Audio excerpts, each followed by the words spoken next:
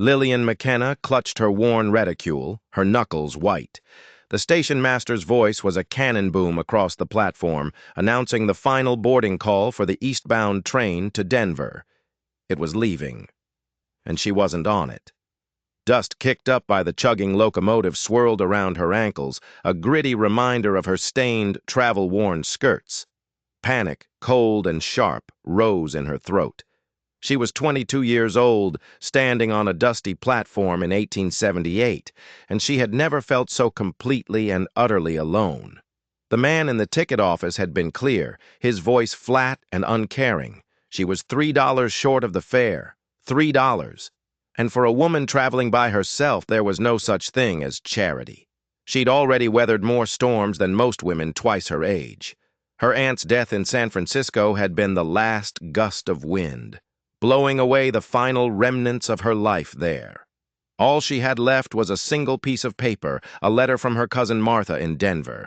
It held a promise, a position as a seamstress in her dress shop. It was her only hope, her last chance. "Final boarding for Denver! All passengers, final boarding!" The station master yelled again.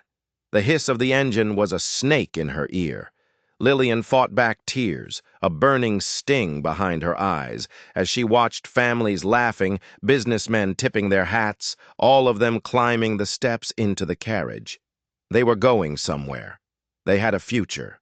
She had nothing. She'd counted her coins 3 times, 4 times.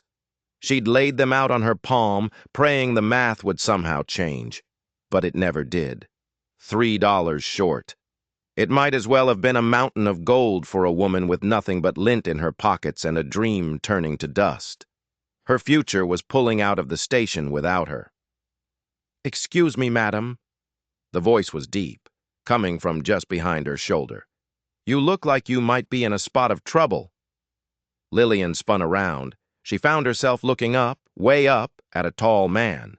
His skin was tanned the color of warm bronze from a lifetime under the sun, and his eyes were the startling blue of a summer sky. A black Stetson was pulled low, casting his face in shadow, but she could see the lines of kindness around his mouth. He was dressed like a working man, a cowboy. Simple, practical clothes that carried the scent of the trail and the open range. "I'm perfectly fine, thank you," she said automatically. The words were a shield, the conditioned response of a proper lady taught to never, ever engage with strange men. He tilted his head, his gaze gentle but unconvinced. "Pardon my forwardness, but you've been standing here watching that train with the most heartbroken expression I've ever seen outside of a funeral." He offered a small, disarming smile. "Name's Henry Blackwood. Most folks just call me Hank." Lillian clutched her bag tighter, the worn leather a flimsy anchor in a swirling sea of panic. "I appreciate your concern, Mr. Blackwood, but last call for Denver."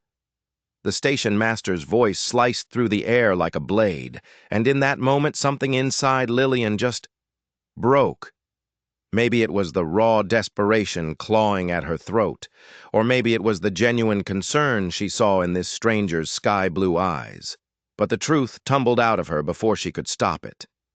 "I'm $3 short of the fare," she whispered, her voice nearly lost in the hissing steam of the departing train. "My cousin. She's expecting me in Denver. There's a job waiting. If I don't get there by the end of the week, she'll have to give it to someone else."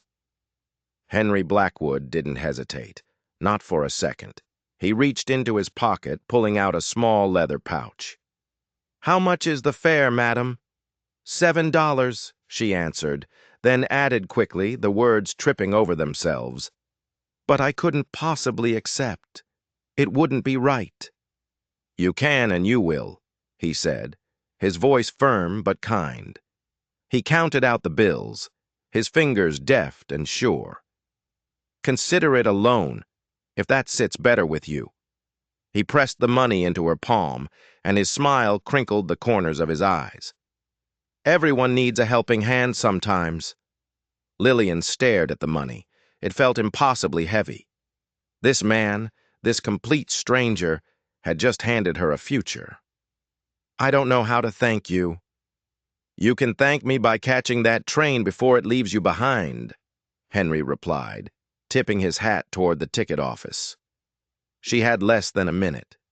She ran, her carpet bag banging against her leg, the paper bills clutched in her fist. She bought the ticket, her voice trembling as she spoke to the clerk. The conductor saw her running, his hand outstretched to help her aboard the final car. As she stepped onto the train, she turned back, her chest heaving. And he was still there. Henry Blackwood, standing on the platform, just watching her. She raised her hand in a small, grateful wave. He touched the brim of his hat in return. The train lurched forward, and as it pulled away from the station, Lillian found a seat by the window, her mind a whirlwind. She kept seeing the image of the kind-eyed cowboy who had saved her journey without asking for a single thing in return. But as the town disappeared behind her, a cold thought slithered into her mind. Kindness was a rare currency in the harsh West, and sometimes it came with a price she couldn't yet see. The journey to Denver was 2 days of rattling bones and a landscape that bled from endless plains into rolling foothills. Lillian spent most of it staring out the window, but she wasn't seeing the scenery. She was seeing a pair of sky-blue eyes and a kind smile. There was something about Henry Blackwood, something more than just simple charity, that had lodged itself deep in her thoughts. A feeling she couldn't quite name. When the train finally screeched into Denver Station, Lillian felt a jolt of nervous energy. The city was a chaotic symphony of noise and motion, bigger and louder than she'd ever imagined. Miners with dusty faces, businessmen in crisp suits, families herding children through the throng. Her cousin, Martha Wilson, was waiting for her right where she said she'd be. She was a plump, kind-faced woman in her 30s, with the same auburn hair as Lillian, though hers was already streaked with gray. "Lillian, thank the heavens you're safe," Martha cried, pulling her into a tight embrace. "I was starting to get worried."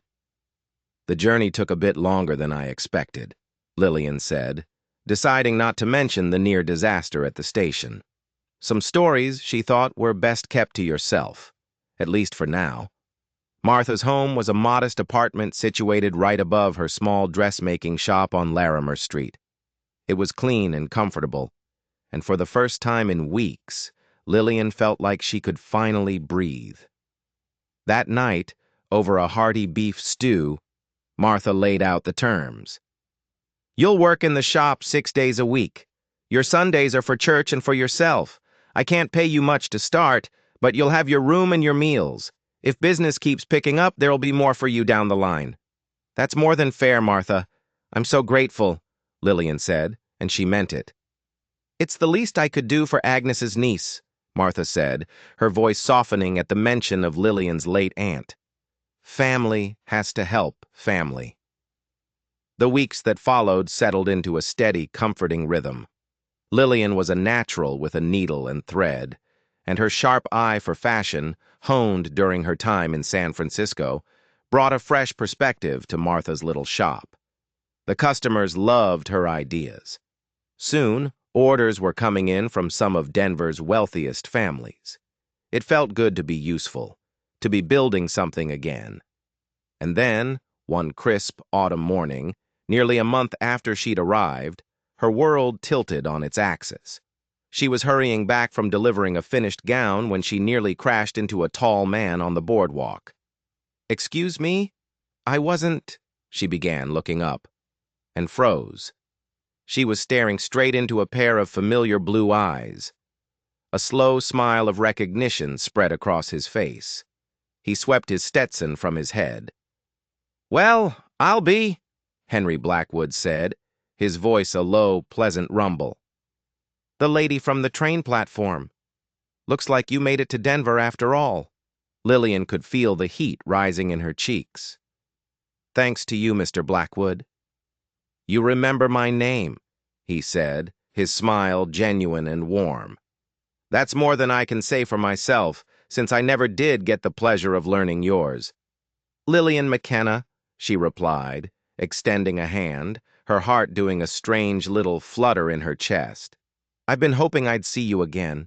I need to repay your kindness. Henry took her hand, his grip firm and brief. No repayment necessary, Miss McKenna, though I wouldn't be opposed to hearing how you've been getting on. Before she could answer, the bell on the shop door jingled and Martha called her name. I should go, Lillian said, a surprising wave of reluctance washing over her. My cousin needs my help. Of course, Henry said, placing his hat back on his head. Perhaps our paths will cross again.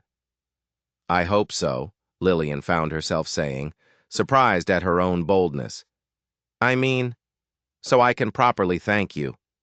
Henry's smile widened. I'll look forward to it, Miss McKenna. As she hurried back into the shop, she couldn't resist a glance over her shoulder. He was still standing there, watching her go, and there was something in his steady, unwavering gaze that made her heart beat just a little bit faster. But as she closed the door, a different thought occurred to her. Denver was a growing town, but it wasn't that big. For him to be right here, right on her street, was it just a coincidence, or had he been looking for her? That evening, Lillian told Martha the whole story about the man at the train station. Blackwood, Martha repeated, a small frown creasing her brow. I think I've heard that name. He's a foreman, I believe, out at the Carrion Ranch. Is that far from here? Lillian asked, trying her best to sound casual. Martha shot her a knowing look. About a half-day's ride. They drive cattle to market in Denver a few times a year. She paused, tapping her chin. He's got a good reputation. An honorable man, they say. Not like some of the rough cowhands that come to town looking for a fight. Lillian just nodded, but inside, a little seed of relief took root. It confirmed what she'd felt in her gut. Henry Blackwood was a good man. 3 days later, just as she was getting ready to close up the shop for the evening, he appeared in the doorway. Martha had gone to visit a sick friend, so Lillian was all alone. Mr. Blackwood, she said, the surprise evident in her voice.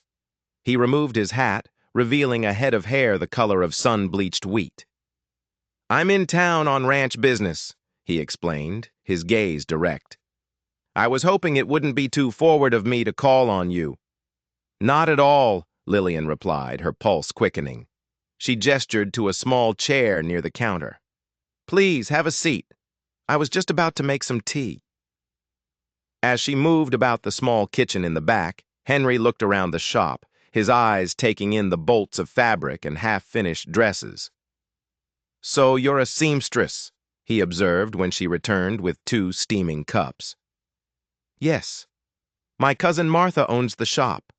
I've been working with her since I arrived, she said, setting his cup down. It's honest work, and I'm grateful for it, even if it wasn't exactly what I had planned for my life. His curiosity was immediate. What did you plan on doing? Lillian hesitated. No one had ever really asked her about her dreams before. I wanted to be a teacher, she admitted, the words feeling strange on her tongue. Back in San Francisco, I was saving up for teacher's college. But when my aunt passed away, well, plans had to change. Henry nodded, his expression full of understanding. Life has a way of taking turns you don't see coming. Indeed it does, she agreed. What about you? Were you always a rancher? A shadow seemed to pass over his face, just for a moment. Not always, he said. I was studying law back east, before the war. He looked away, his gaze distant. After Gettysburg, I just couldn't go back. Couldn't stand the thought of being inside 4 walls, arguing over words. I needed open space, honest work, something to clear my head. The mention of the war sent a pang through Lillian's heart. She'd been just a girl, but she knew the deep scars it had left on the country, on its men. And did it work? She asked softly. Did it clear your head? His smile returned, though it was tinged with a faint sadness. Most days, the ranch helps. There's a kind of healing in building something, in watching things grow. They talked for nearly an hour. She was stunned to discover his deep knowledge of literature. He quoted Charles Dickens and debated Shakespeare with a startling intelligence that seemed at odds with his rugged cowboy exterior. She found herself completely captivated. When he finally stood to leave, he paused at the door. "Miss McKenna," he began, "I was wondering if you might allow me to call on you again. Properly this time. Perhaps this Sunday, after church?" A flutter of excitement went through her. "I would like that very much, Mr. Blackwood." "Hank," he corrected her gently. "My friends call me Hank." "Hank," she repeated, testing the sound of it. It felt right. "Until Sunday, Lillian." After he was gone, Lillian moved through the shop in a daze, tidying up, her mind already racing ahead to Sunday. But as she locked the front door, another thought surfaced. He'd been studying law. A man with that kind of education, from a family back east. What was he really doing working as a simple foreman on a ranch? It didn't add up. There was more to Henry Blackwood than he was letting on. Sunday arrived, crisp and clear. Lillian took extra care with her appearance, choosing her best dress, a deep blue wool that made the green in her eyes pop. Martha watched her with a quiet, knowing smile. Hank was waiting outside the church after the service, looking impossibly handsome in a clean black suit and string tie. His boots were polished to a mirror shine.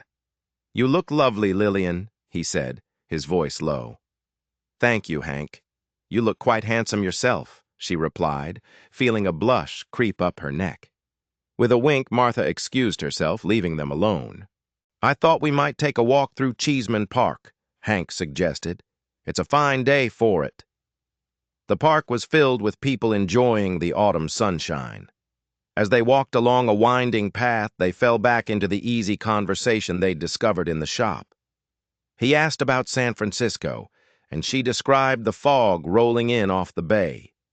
She found herself telling him about her parents, how her father had died in a mining accident and her mother from consumption just a few years later. "What about your family?" she asked. "They're still back in Boston," he said. "My father is a judge. My mother runs half the charitable organizations in the city." There was a fondness in his voice, but also a distinct note of distance. "I have a younger sister, married to a banker. They write. I'm not much of a correspondent." They found a bench overlooking a small pond. The afternoon sun was warm on their faces. "You said you were studying to be a lawyer," Lillian said, returning to the one piece of his story that didn't quite fit. "Do you ever regret leaving it all behind?" Hank stared out at the water for a long moment. "Not regret exactly. The war, it changed things. It changed me. After seeing so much senseless destruction, I found I had more of a taste for creating things than for arguing about them. Ranching gives me that." She understood that feeling completely. "After my parents died, I found comfort in making things," she confessed. "Embroidery, then dresses. There's a kind of peace in creating beauty out of simple cloth." He turned to her then, his eyes filled with a warm admiration that made her breath catch. "That's it, exactly. You understand." As the sun began to dip low, they walked back toward Larimer Street. At the door to the shop, Hank hesitated. "I have to head back to the ranch tomorrow," he said. "But I'll be back in Denver in 2 weeks. May I call on you again then?" "I would like that," Lillian said, her heart thumping a steady rhythm against her ribs. "I've enjoyed your company, Lillian," he said, his voice sincere. "More than I can say." He took her hand, raising it to his lips and brushing a light, thrilling kiss across her knuckles. "Until next time." She watched him walk down the street until he was out of sight, the spot on her hand still tingling.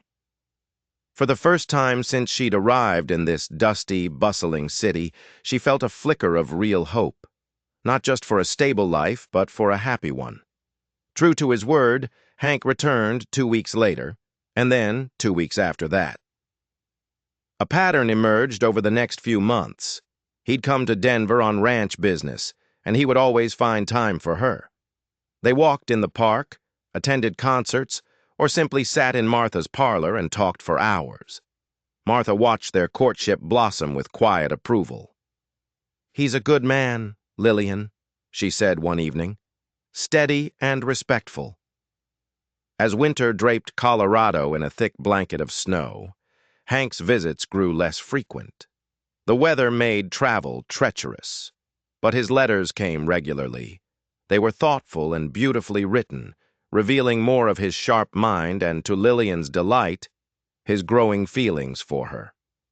Just before Christmas, a letter arrived that made her heart leap. "The mountains are beautiful in their winter coat," he wrote, "but I find myself missing the warmth of your smile more than I miss the summer sun. I find myself thinking more and more about the future, a future that, if I am fortunate, might include you." She read the words until they were memorized. Was she falling in love with Hank Blackwood? The thought was both terrifying and wonderful. She had come to Denver looking for a safe harbor, not for a grand romance, and yet, here it was. But even as her heart swelled, that same nagging question remained. A judge's son, a man educated in the law. Why was he content to be a foreman? What was he running from? Then, on a frigid morning in February, trouble walked through the door of the shop. It came in the form of a man named Jasper Willoughby. He was a wealthy mine owner, a man whose reputation for sharp business practices was matched only by his reputation for a sharp and nasty temper. He strode in like he owned the place, his expensive coat and glittering gold watch chain broadcasting his importance to the world. "I need a dress," he announced, his voice a gravelly boom, "for my daughter's coming-out party. The finest you have. Money is no object." Martha, ever the practical businesswoman, was all smiles. "Of course, Mr. Willoughby. We would be delighted." As Martha bustled about, showing him silks and satins, Lillian felt Willoughby's eyes on her. It was a heavy, unpleasant gaze that made her skin crawl. She tried to ignore it, keeping her expression professional as she took notes. After he left, Martha let out a long sigh. "That man makes my teeth ache, but his money spends as good as anyone's. And an order like this could bring in a lot more business from his wealthy friends." Lillian agreed, but she couldn't shake the deep unease she'd felt under his watchful eye. The next day Willoughby returned, this time with his daughter, Alice, a pretty but painfully timid girl of 17. As Lillian carefully took the girl's measurements, she could feel Willoughby watching her every move. "Your seamstress has skilled hands," he remarked to Martha, but his eyes were fixed on Lillian. "Where did you find her?" "Lillian is my cousin," Martha replied, a protective edge to her voice. "She trained in San Francisco." "San Francisco," Willoughby repeated, his interest clearly piqued. "Quite a long journey for a young woman to make all by herself." He stepped closer to Lillian. "How are you finding Denver, Miss McKenna?" "It's very different, sir," Lillian answered, keeping her eyes down. "Indeed. You have beautiful handwriting," he said, leaning over her shoulder to look at her notepad. "Were you educated?"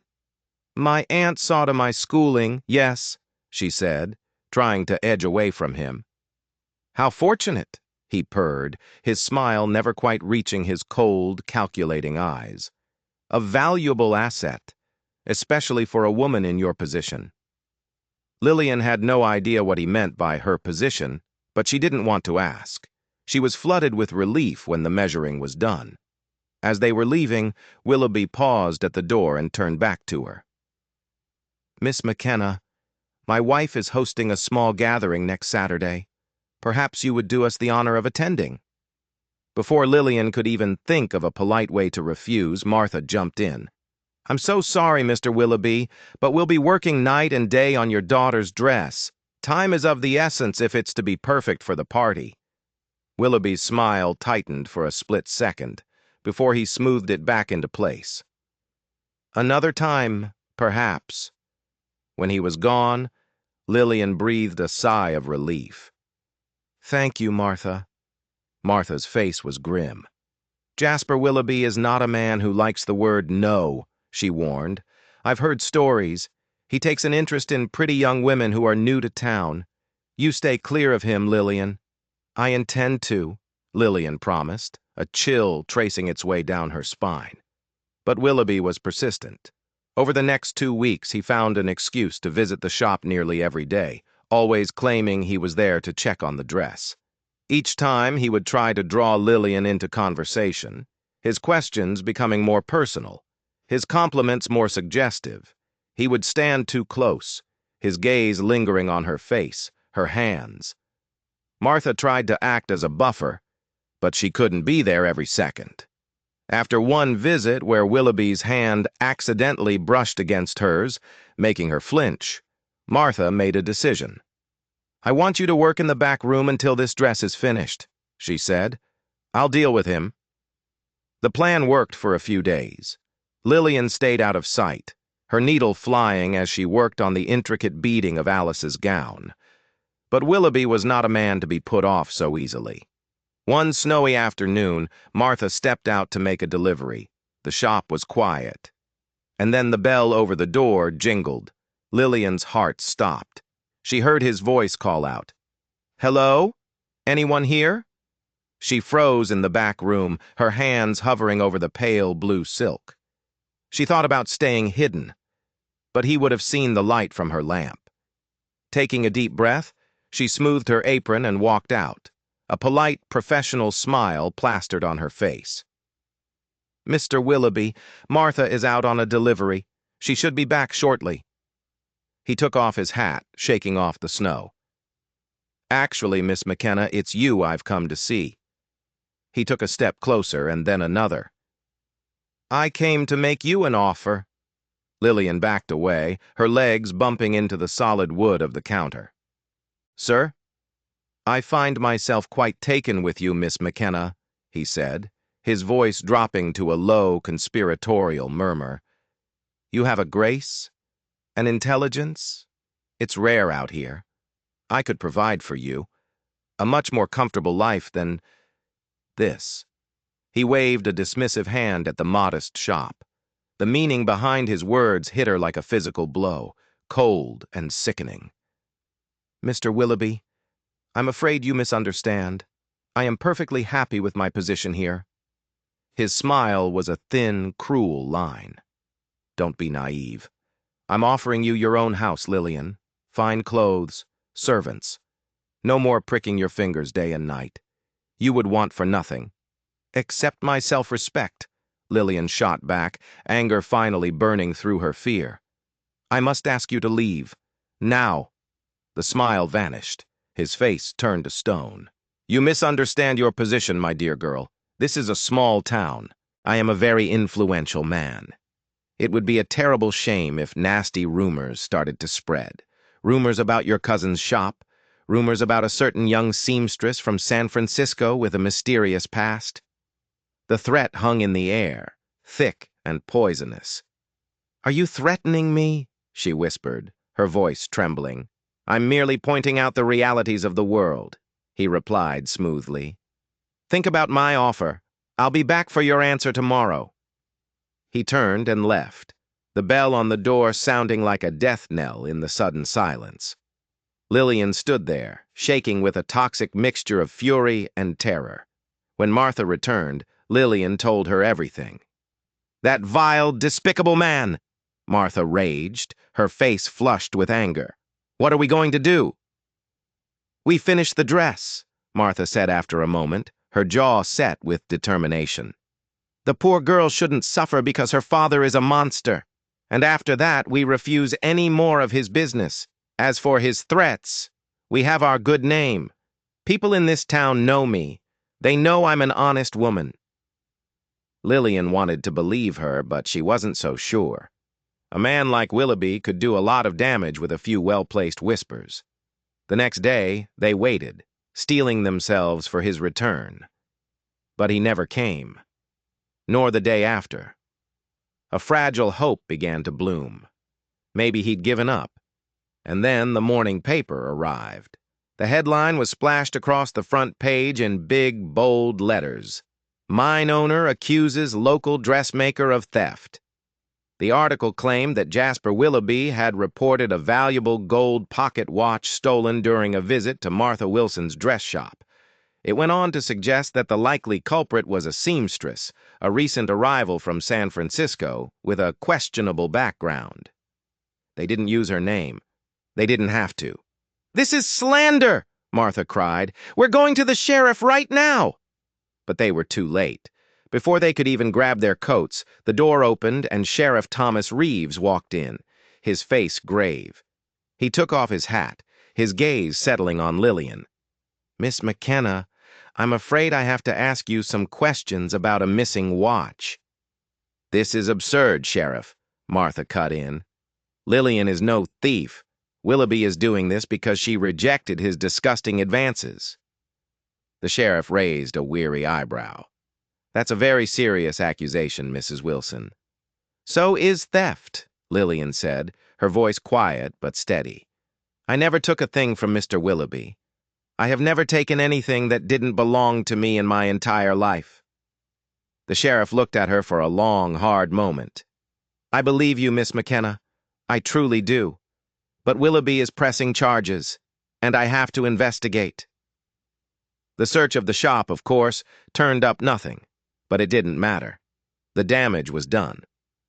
By that afternoon, 3 customers had called to cancel their orders.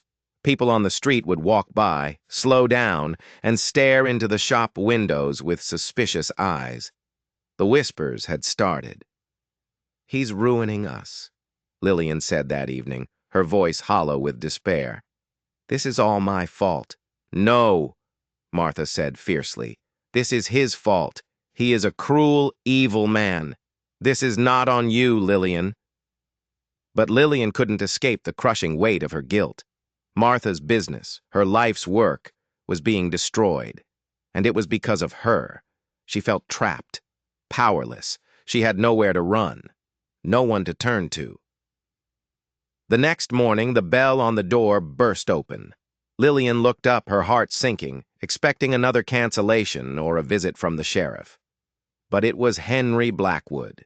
He strode into the shop, his face a thundercloud of worry and anger. He crossed the room in 3 long strides, his eyes locking on hers. "Lillian, I just heard. Are you all right?"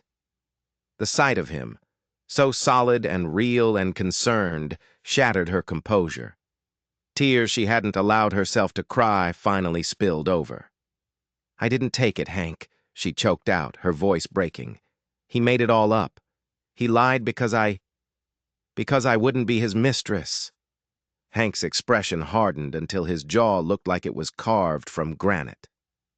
"That son of a—" He bit off the curse, glancing at Martha.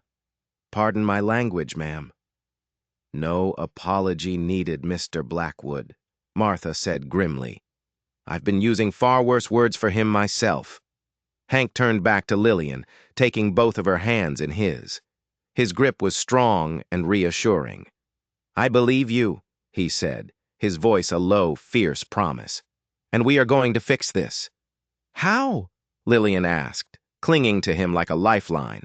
"It's his word against mine. He's Jasper Willoughby. He can do anything he wants in this town." A dangerous glint appeared in Hank's blue eyes. "Not quite anything," he said. "Willoughby may have money, but he's made plenty of enemies, including my boss, Mr. Carrion. And Mr. Carrion just so happens to sit on the town council, right next to Willoughby." He squeezed her hands. "Let me go talk to him. He's been looking for a way to put a leash on Willoughby for a long time. This might just be the opportunity he's been waiting for." A tiny flicker of hope ignited in Lillian's chest. "You'd do that? For me?" His gaze softened, the anger replaced by something deep and tender. "Lillian, I would do a great deal more than that for you. Surely you must know that by now." They stood there for a long moment, their eyes saying everything their lips had not yet dared to. Finally, Martha cleared her throat. "Mr. Blackwood, perhaps you'd care for some coffee while you tell us more about this plan of yours?" Over the next hour, a strategy began to form, audacious and risky. Hank would go to his employer, Samuel Carrion, and lay out the entire situation. Martha would visit her most loyal customers, the ones who had known her for years, and tell them the truth.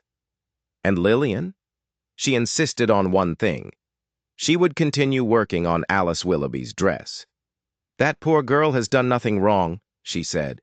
"Finishing the commission will show everyone that we have nothing to hide." Hank left with a promise to return the next day. As the door closed behind him, Martha looked at Lillian. "That man would move mountains for you, my dear." Lillian didn't deny it. "And I think," she admitted, her voice barely a whisper, "that I would do the same for him." The word had been unspoken between them for months. Love. It was terrifying. It was wonderful. And it felt exactly right. Just as he'd promised, Hank returned the following day. But he wasn't alone. With him was Samuel Carrion, a distinguished, silver-haired gentleman in his 60s with eyes that missed nothing. "Miss McKenna," Mr. Carrion said, tipping his hat, "Henry has told me everything. I would like to offer my assistance." "That's very kind of you, sir," Lillian said, curtsying. "It isn't kindness, my dear. It's justice," Carrion corrected her, his voice firm. "Jasper Willoughby has used his money and influence to bully this community for far too long. What he has done to you and your cousin is unconscionable." He then laid out a plan that was both brilliant and terrifying. As a town councilman, he would publicly vouch for their character. He would demand that Sheriff Reeves conduct a more thorough investigation, starting with questioning Willoughby's own staff about the supposedly missing watch. "I have a strong suspicion we'll find it was never missing at all," Carrion said darkly. "Which would mean Willoughby has filed a false report, a criminal offense in its own right." "Will that be enough to stop him?" Martha asked, her voice laced with doubt. "Perhaps not on its own," Carrion admitted. "But I've also taken the liberty of having a private word with Judge Parker. If any evidence of a false accusation comes to light, the judge is very interested in hearing a slander case brought against Mr. Willoughby." Lillian's hope grew stronger. Then Hank spoke up. "There's one more thing. Alice Willoughby's coming-out party is in 3 days. Half of Denver society will be crammed into that house." "What are you suggesting?" Lillian asked. A slow, determined smile spread across Hank's face. "I'm suggesting we deliver the dress, personally. All of us. Mr. Carrion will be an invited guest, and he can escort us. It's going to be very difficult for Jasper Willoughby to stand by his story when the woman he's accused of being a thief is standing in his own parlor, surrounded by the most powerful people in Denver." It was a breathtakingly bold gamble, walking directly into the lion's den. But as Lillian looked at the determined faces of Hank and Mr. Carrion, she knew they were right. It was the only way. Hiding wouldn't save them. They had to fight back. The next 3 days were a frantic blur. Lillian worked with a feverish intensity, her fingers flying as she put the finishing touches on Alice's dress. It was a masterpiece of pale blue silk and delicate, shimmering beads, perhaps the finest thing she had ever made. Meanwhile, Hank and Mr. Carrion were moving their own pieces into place across the city. On the evening of the party, Lillian packed the gown into a large box, her hands trembling as she tied the ribbon. Henry arrived at 7 o'clock, looking impossibly dashing in a formal suit. Mr. Carrion's carriage waited outside to take them to the Willoughby mansion. "Are you ready for this?" Hank asked her, his voice a soft murmur as he helped her into the carriage. Lillian took a deep, steadying breath. "As I'll ever be." The Willoughby mansion was a palace of light on the edge of town. Carriages clogged the circular drive. Inside, Jasper Willoughby and his wife stood in a receiving line, greeting their guests with polished smiles. Those smiles froze on their faces when they saw Samuel Carrion approaching, with Hank, Martha, and Lillian right behind him. Willoughby's face flushed a deep, angry red, but he was trapped. With all these important eyes on him, he couldn't make a scene. "Samuel," he said, his voice tight with fury, "I wasn't aware you were bringing additional guests." "Mrs. Wilson and Miss McKenna are here on business, Jasper," Carrion replied, his voice smooth as silk. "They insisted on delivering Alice's dress personally, a special commission for her special night." Willoughby was cornered. "Well, we can hardly discuss business in the doorway. Come in, all of you." They stepped into a grand foyer dripping with crystal chandeliers and ostentatious wealth. At the top of a sweeping staircase, Alice appeared, looking anxious. "Father, is something wrong?" "Your dress has arrived, darling," her mother called up. Alice descended the stairs, her eyes widening in confusion when she saw Lillian. "Miss McKenna? But Father said you had to leave town. He said my dress was ruined." A hush fell over the foyer. Nearby guests stopped their conversations, their heads turning. The air crackled with tension. "As you can see, I'm still here," Lillian said, her voice clear and steady. "And your dress is finished, exactly as promised." She stepped forward and held out the box. Alice took it, her hands fumbling with the ribbon. When she lifted the lid, a genuine gasp of delight escaped her. "Oh, it's beautiful! It's even more lovely than I imagined." She held the dress up for everyone to see. A murmur of appreciation rippled through the crowd. "The credit belongs entirely to my cousin, Miss McKenna," Martha said, her voice ringing with pride. "She's a true artist with a needle." Willoughby stood there, rigid, his face a mask of pure, unadulterated rage. He was watching his lies unravel in front of the very people he sought to impress. His wife, a nervous, bird-like woman, tugged on his sleeve. "Jasper, I don't understand. You told me there was some trouble with Miss McKenna. Something about a theft?" The word hung in the air. Theft. Every eye in the room swiveled to Jasper Willoughby. It was Mr. Carrion who broke the suffocating silence. His voice was pleasant, almost conversational. "Ah, yes. About that little matter, Jasper. Sheriff Reeves asked me to pass along a message. It seems they've located your missing watch." Willoughby's face went pale. "It was in the top drawer of your desk at the mining office," Carrion continued, his smile never wavering. "Your secretary confirmed you put it there yourself last Tuesday. An unfortunate misunderstanding, I'm sure." The color drained completely from Willoughby's face. It was over. Lillian knew it in that instant. Whispers were already erupting throughout the crowd. The look of horrified humiliation on his wife's face told the rest of the story. Jasper Willoughby's reputation was collapsing in on itself, right here in his own grand foyer. His wife, desperate to salvage the evening, turned to Lillian and Martha. "I believe my husband owes you both a sincere apology," she said, her voice trembling. "And of course compensation for this terrible misunderstanding." Willoughby looked like he wanted to argue, but one sharp warning glance from Mr. Carrion sealed his lips. "Of course," he ground out through clenched teeth, "a most regrettable error.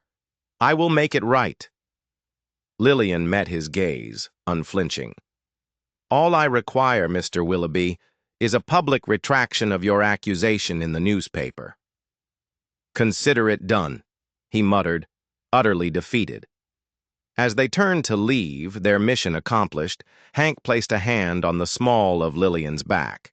It was a small, protective gesture, but one that was not lost on the watching crowd, or on Jasper Willoughby. He was finally seeing that Lillian McKenna was not the unprotected, solitary woman he had thought her to be. Outside, in the crisp, cool night air, Lillian felt a crushing weight lift from her soul. "Thank you," she said, her voice thick with emotion. looking from Hank to Mr. Carrion. "I don't know how I can ever repay you." "No repayment needed," Mr. Carrion said with a warm smile. Seeing the look on Jasper Willoughby's face was payment enough for a lifetime. In the carriage ride back to town, Lillian sat beside Hank. In the darkness, his hand found hers, his fingers lacing through her own. The simple, warm contact felt like a promise of safety, of affection, of a future she had never dared to imagine. And for the first time, she wasn't afraid of it. In the days that followed, everything changed. Willoughby's retraction appeared in the paper, a short, humiliating paragraph about a regrettable misunderstanding. But the story that spread through Denver, fueled by the dozens of witnesses at the party, was far more detailed. Far from being ruined, the dress shop became the talk of the town. Ladies of society, intrigued by the story of the brave seamstresses who had stood up to the town bully, flocked to their door. Alice's beautiful dress had become a legend, and orders for gowns just like Miss Willoughby's poured in. "We're going to need to hire another girl," Martha said one evening, shaking her head in disbelief as they tallied the day's receipts. "I can't believe I'm saying this, but Jasper Willoughby might have been the best thing that ever happened to this business." Lillian laughed. "I'm just grateful for how it all turned out." Martha gave her that familiar knowing look. "Grateful to a certain cowboy, I imagine." "Yes," Lillian admitted, feeling the familiar warmth in her cheeks. "To Hank and Mr. Carrion. They risked so much for us." "Especially Hank," Martha added. "That man is completely devoted to you, Lillian. You see that, don't you?" Lillian nodded. It was impossible to miss. Hank's feelings for her were deep and unwavering, and her feelings for him, they were just as powerful.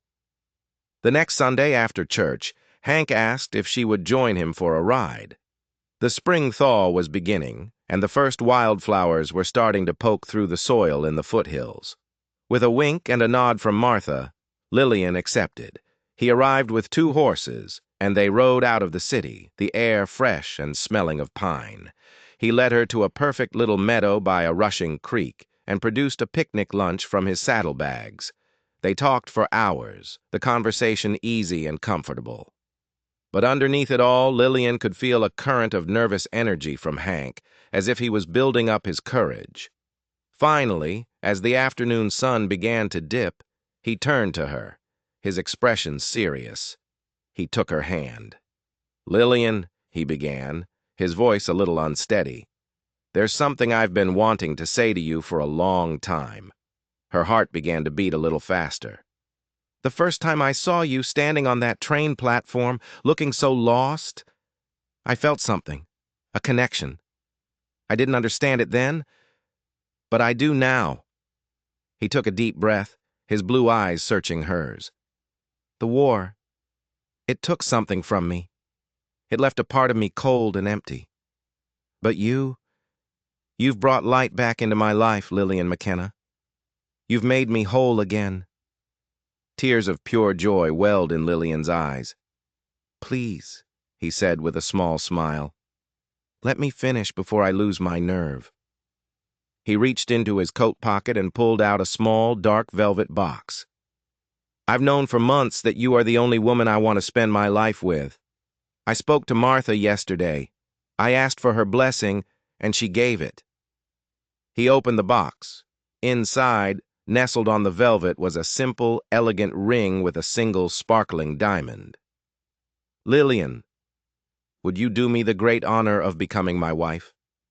For a moment, she was so overwhelmed she couldn't speak. The entire past year flashed through her mind. The grief, the desperation on the train platform, the struggle, the fear, and now this. This incredible, beautiful man offering her everything she'd never known she wanted. "Yes," she finally breathed, the word thick with emotion. "Oh, yes, Henry. Yes, I will marry you." The look of pure joy that lit up his face was the most beautiful thing she had ever seen. He slipped the ring onto her finger, his own hands trembling slightly. Then he pulled her into his arms, holding her close. "I promise I will spend every day of my life making you happy," he whispered into her hair. "And I promise the same," she replied, her heart so full it felt like it might burst. Their kiss was tender at first, a sweet sealing of their promise. Then it deepened, a passionate expression of all the unspoken feelings that had grown between them over the months.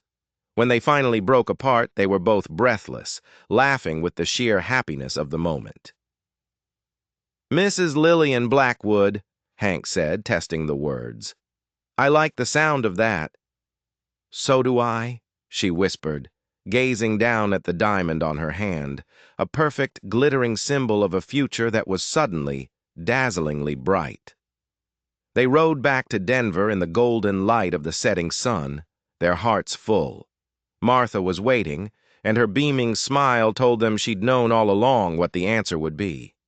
That night, they celebrated with a bottle of wine Martha had saved, toasting their future. Hank told them about a piece of land he'd bought near the Carrion Ranch. "It's not much now," he said. "Just a small cabin and some good grazing land. But we can build on it. We can make it our own." It sounded like heaven to Lillian. A home of their own, built not just with wood and nails, but with love and shared dreams. They set the wedding for June. Mr. Carrion insisted on hosting the celebration at his ranch in his famously beautiful gardens. The wedding day was perfect. The sky was a brilliant, cloudless blue. Martha helped Lillian dress in the gown she had made for herself, a masterpiece of ivory silk and delicate lace she had saved since her days in San Francisco. It was the material she had set aside for the day she would graduate from Teachers College. One dream had died, but an even more beautiful one had taken its place. As she walked through the garden on Mr. Carrion's arm, she saw only one person: Hank.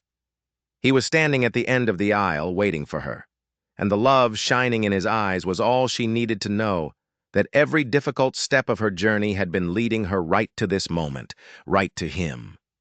After they spoke their vows, their voices clear and strong, the minister finally said, "Mr. Blackwood, you may kiss your bride."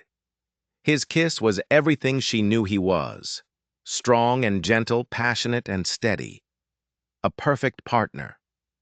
As the sun set over the mountains, casting long purple shadows across the valley, Hank led her away from the joyful celebration to a quiet overlook. He wrapped his arms around her waist from behind. "Happy, Mrs. Blackwood?" he murmured. "Completely," she replied, leaning her head back against his chest. "I never knew it was possible to be this happy." "This is just the beginning," he promised. "We have our whole lives, a home to build, children to raise, a life to share." She turned in his arms to face him, her heart overflowing. "I love you, Henry Blackwood, not just for saving me that day or for defending me, but for the man you are, kind and honorable and true." He smiled, gently touching her cheek. "And I love you, Lillian Blackwood, for your courage and your grace and your strength. I thank God every single day that he led me to that train platform at that exact moment." Their love story became a quiet legend in the growing city of Denver. The tale of the stranded seamstress and the kind cowboy who bought her a ticket to a new life, and in doing so found his own. They built their ranch, raised a family, and grew old together, their love as strong and enduring as the mountains that surrounded them. Lillian often thought back to that desperate, lonely day at the station. What had felt like the end of her world was, in fact, the very beginning. It was a beautiful, powerful reminder that sometimes, in our darkest and most hopeless moments, a stranger's kindness can change everything. And the next chapter of our story is just waiting to begin. If you enjoyed this story of justice and unexpected love in the Old West, don't forget to like and subscribe for more tales that prove that even in the harshest of lands, the human heart can find its home.